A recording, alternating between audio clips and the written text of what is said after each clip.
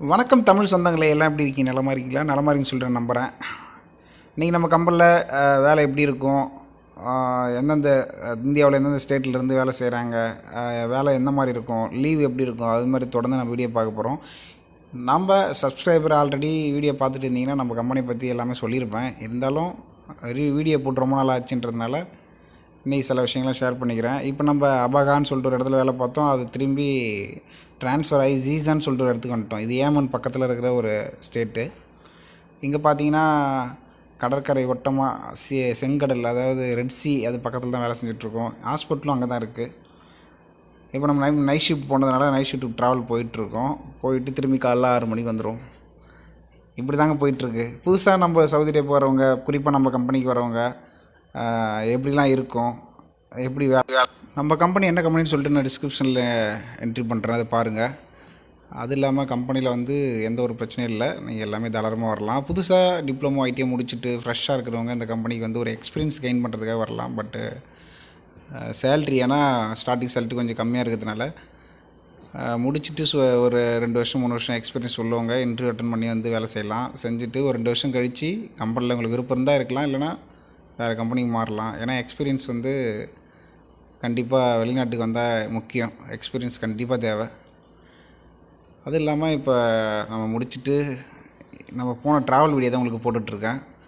Duty முடிச்சுட்டு night shift முடிஞ்சிடுச்சு. திரும்பி நம்ம காலையில் ரூம் போயிட்டுருக்கோம். இப்படி தாங்க நம்ம லைஃப் போயிட்டுருக்கு.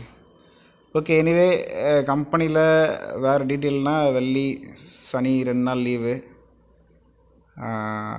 சில சைட்டில் 2 நாள் லீவு, நம்ம சைட்டில் 1 நாள் தான் லீவு. சனிக்கிழமை டியூட்டி உண்டு.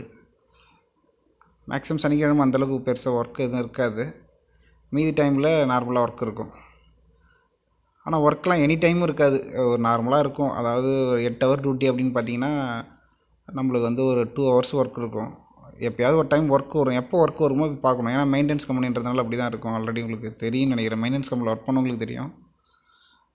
சேல்ரி பார்த்திங்கன்னா நம்ம ஒரு இதுக்கு ஸ்டார்டிங் சேல்ரி 40,000 கிடைக்கும்.